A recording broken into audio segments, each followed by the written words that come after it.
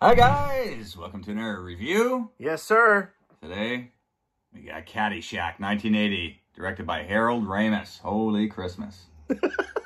This is a laugh riot and a real classic, boy. One of our favorites. Oh, yeah. Definitely one of my favorite, up there and one of my favorite comedies for sure. 100% in the top five. It's easily, you know, if you grew up with this film, it's easily one of your top friggin' 5 favorites, man. Yeah, that's it. I mean, every scene is just, it's not much of a story. It's just a funny scene after funny I honestly scene, you know? think, like, they literally just threw out the script and just let these guys just do whatever the fuck they wanted to do. Well, and it's well known behind the scenes, there's lots of blow going around, so...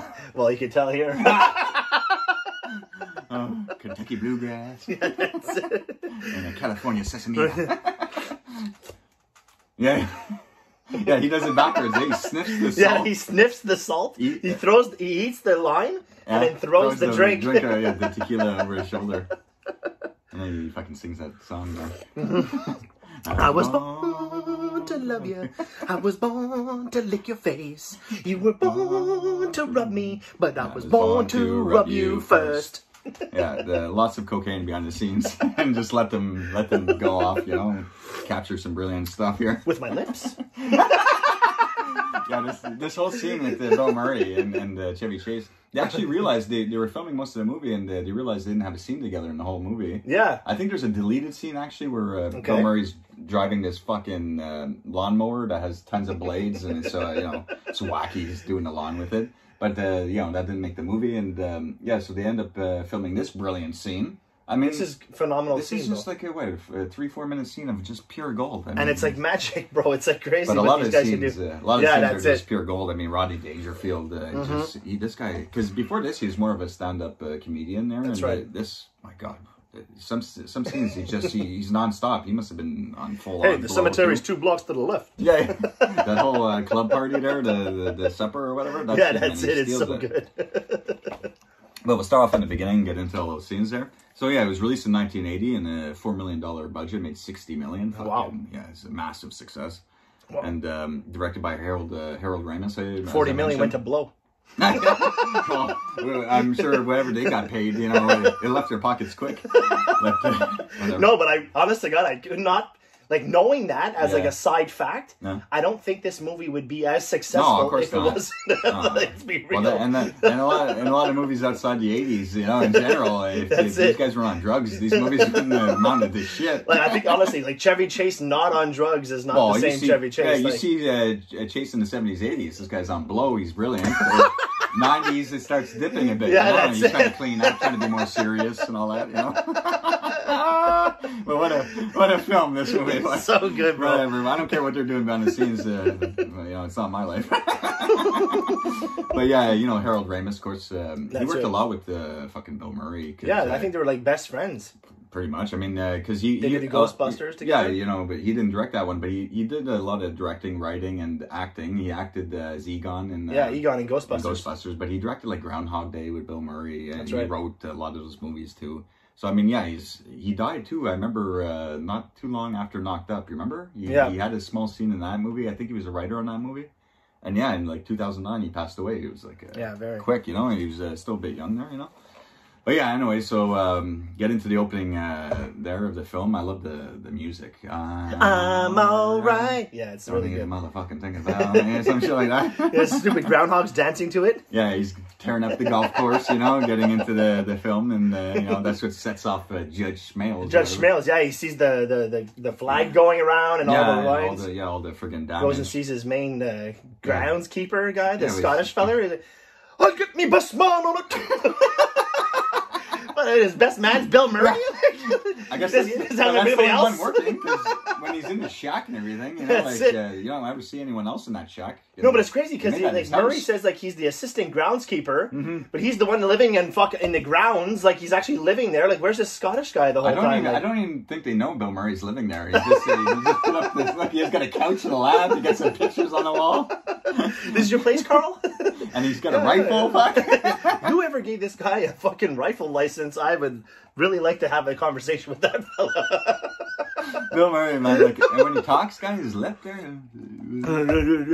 To catch a predator, you gotta think like a predator, or whatever. The Vermit Kong. The Varmin Poontang. The Varmin Poontang. He's Cinderella boy.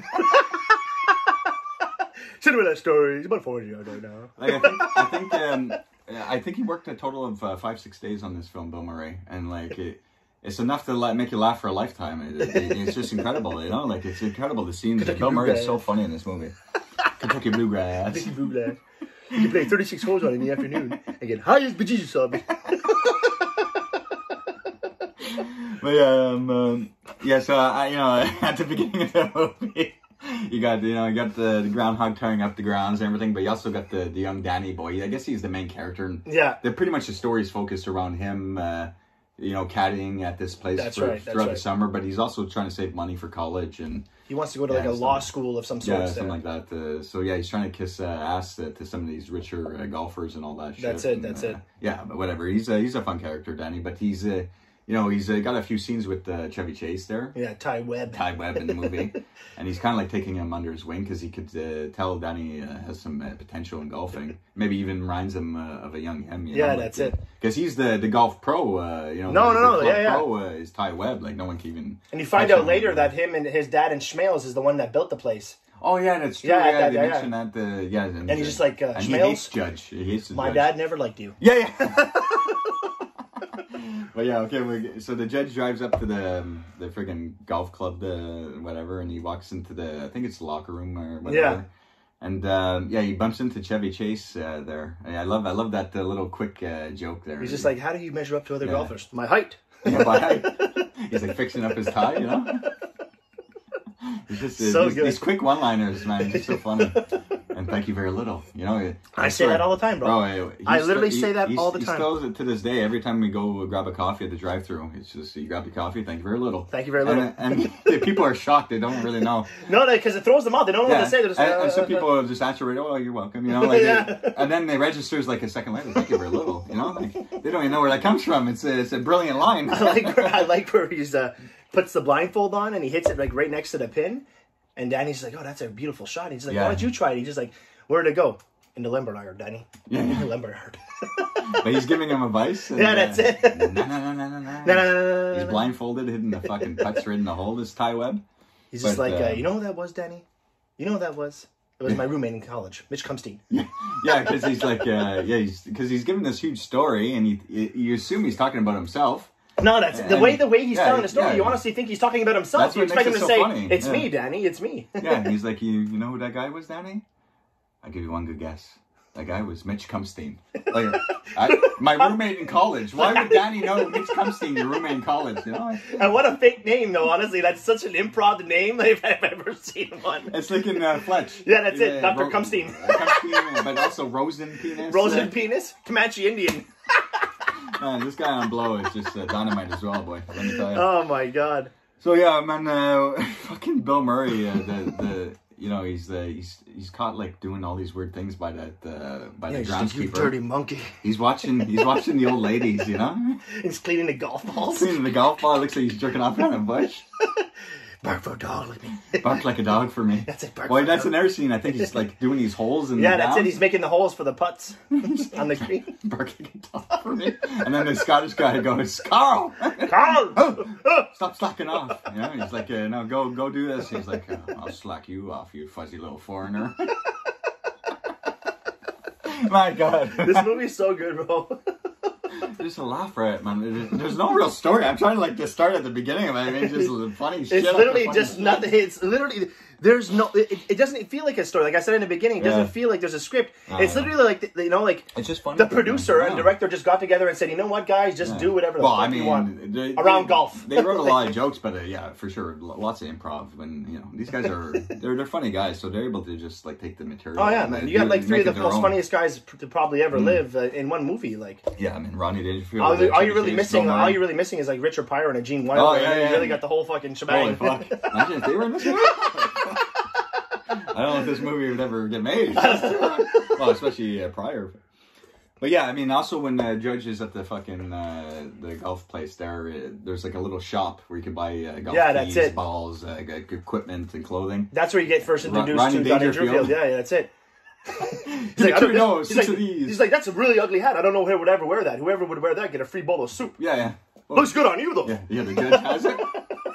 That face looks good on you, though. Every time he says a joke, he does have this weird face where his eyes are popping on his head. I don't know if he was just doing blow too, but his eyes are coming right out of his head.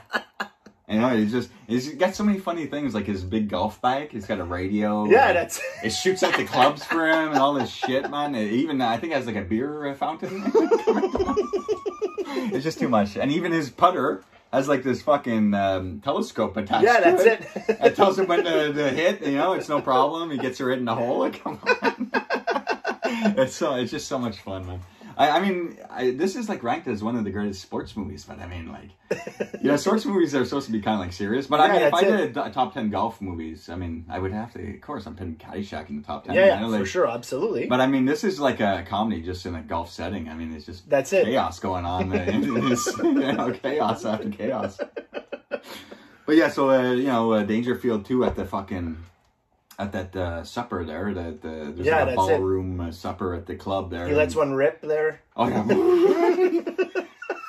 He's saying he grabs the judge's wife. You want to make $14 the hard way.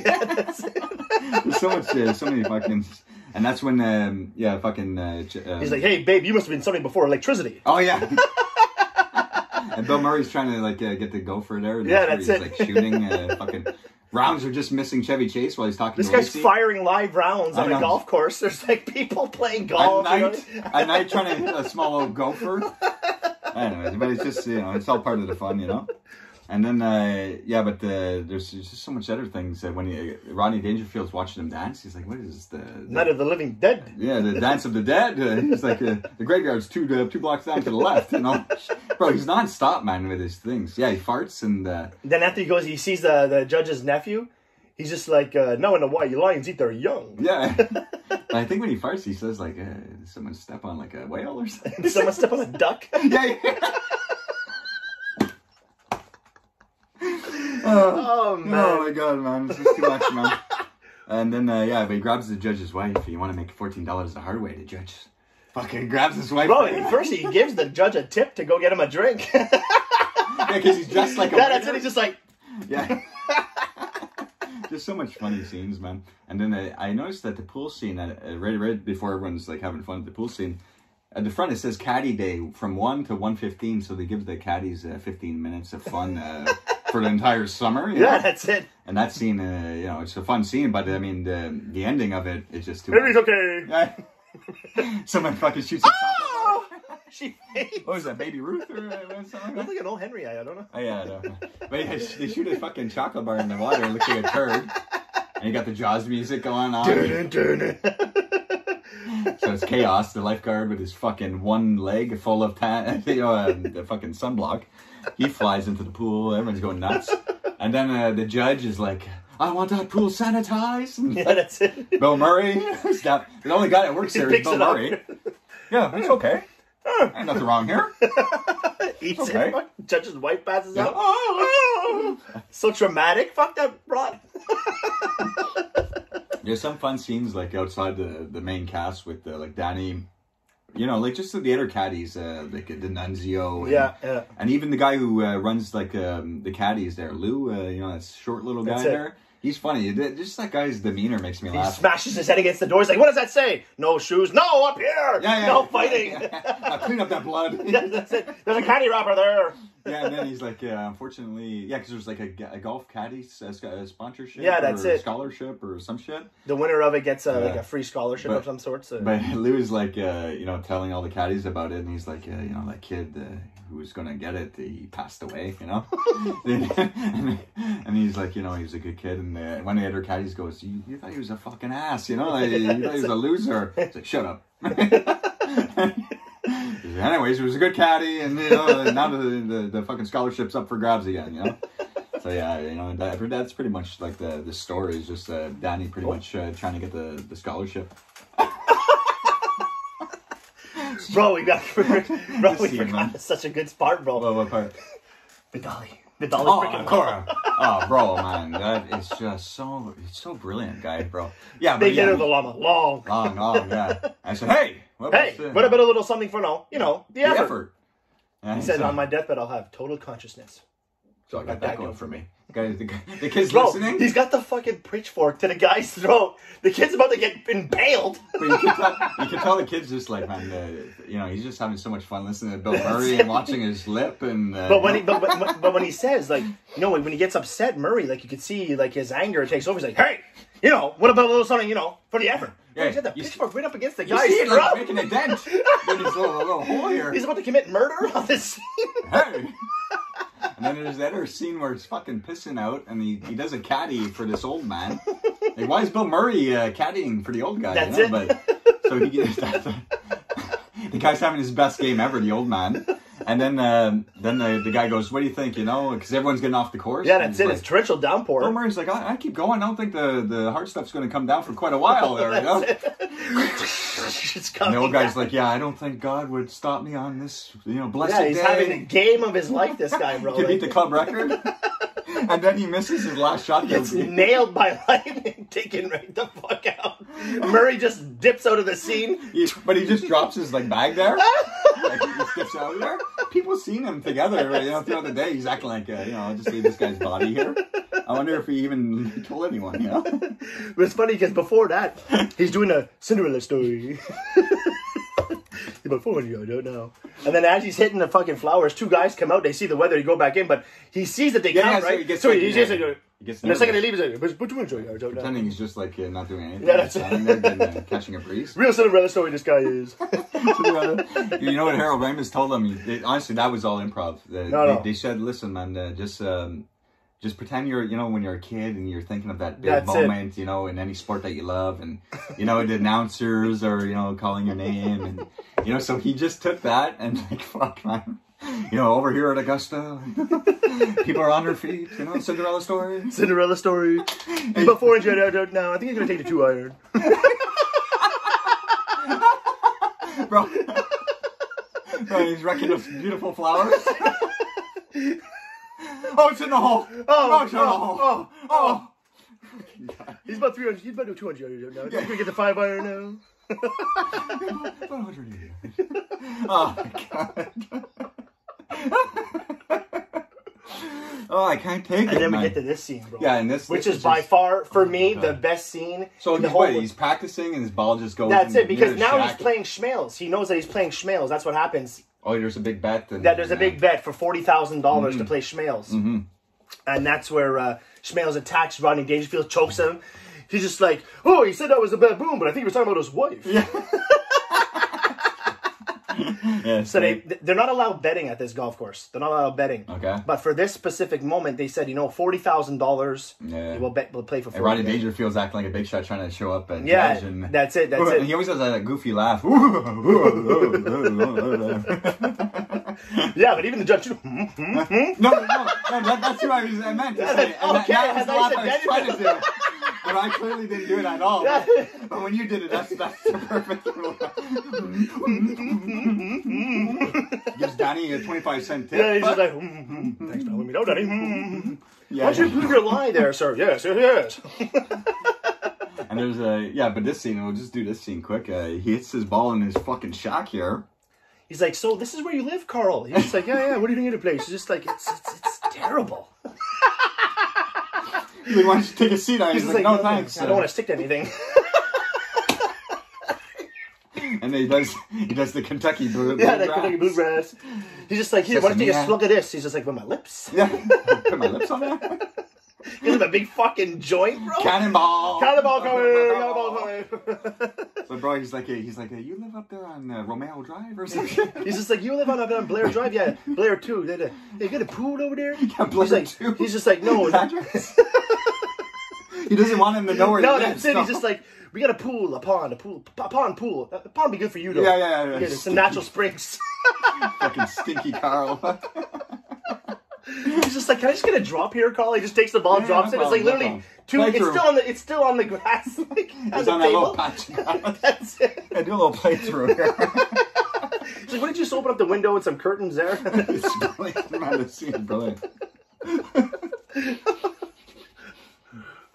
This movie honestly makes me laugh. Oh man, What other movie makes you laugh this hard? Maybe what, Mrs. Doubtfire? Yeah, Mrs. Doubtfire is probably up there. I mean, there's tons of class. Even like Fletch. I watched Fletch. But Beverly Hills Cop, man. I watched it the other day, man. That movie just makes me laugh. Beverly Hills Ninja. You just did the trailer for. That's another laugh. Yeah, there. It's just these guys, man, that are on coke. Chris Farley, we know his story. Fuck. I wonder how these guys would be, honestly, without that fucking drug, boy. No, it's honestly, it's sad to say because it's it's such a bad drug to take, but I mean, we wouldn't have these classics if it wasn't for that. I'm sorry to say, it's how it is. I know that was the 80s. That was 70s. Chevy Chase, Vacation. Do you think Vacation is Vacation without Chase on drugs? And that's Harold Ramis directs Vacation too. Yeah, I know. Honestly, when he's dancing with the fucking sandwich. Yeah, that's it. Oh god. But anyways, at the end of Caddyshack, there was like that big tournament, and fucking we see Carl like putting together these fucking little clay creatures that are gonna That's like explosives there. They're like C4 creatures. He's making like little bunnies and yeah. Bro, he's just supposed to take out this fucking vermin. He's making C4 explosives. This guy. Popping them in all the holes. Where does this guy get this stuff, bro? Like, he's got a loaded firearm. You fuzzy little foreigner. But I'll slack you off. Fuzzy little foreigner. But yeah, so when the big tournament at the end there for 40 grand. It looks like Danny's going to miss a shot right on the lip of the cup, but because all the explosions and all that shit. Before that, they upped the ante to 80. Oh, yeah, it's true. For the final shot. For the final putt. Yeah. For 80, double or nothing. But fucking Leo there, or whatever, the guy who runs the caddies there, he's watching the fucking ball. Yeah, that's it, and it falls in, so they make 80 grand. What a chaotic ending. But when there's another scene I forgot to mention with Bill Murray. He has the hose. He tries hosing out the gopher at the beginning. And he's got this fucking penis-colored fucking hose, and he's walking with it between his legs and everything. And doesn't he do something funny too before that? I think we forgot to mention one thing there, but I mean, there's just so many fucking funny things. But I'm trying to think. There's one scene. There's the boat scene. Yeah, the boat scene. Where he just says his little poem there, and he's like, "Get your feet off the boat." Yeah. And the wife breaks the bottle on the tip of it, and he's like, "Hey, there's my friend." He has the smallest yacht on the water. This guy. I'd rather have a rowboat than go on that thing. And then then Dangerfield is a huge power boat. He sees a bunch of sea doers come at him. He's like, "What is this? The Hells Angels?" It's funny line after funny line. Oh man. But yeah, so, but wasn't it where, at the end it was supposed to be Chevy Chase that was supposed to golf, right? But then, Danny takes his place or whatever. That's right.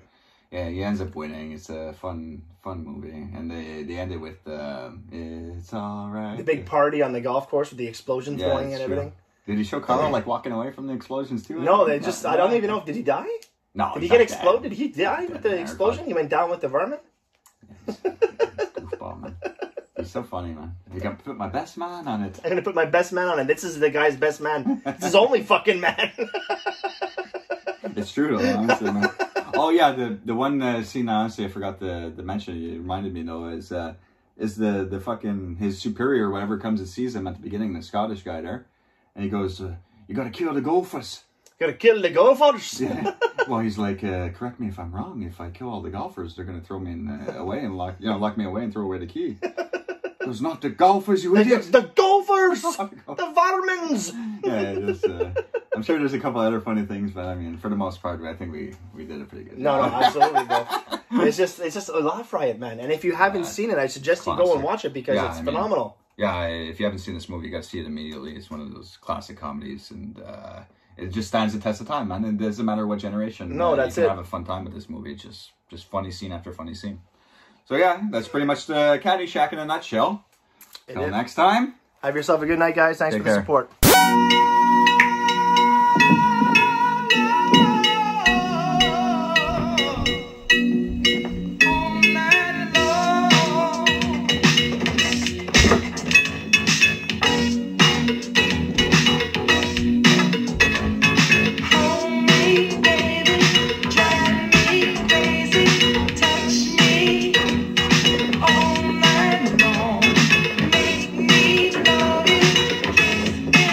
Satan.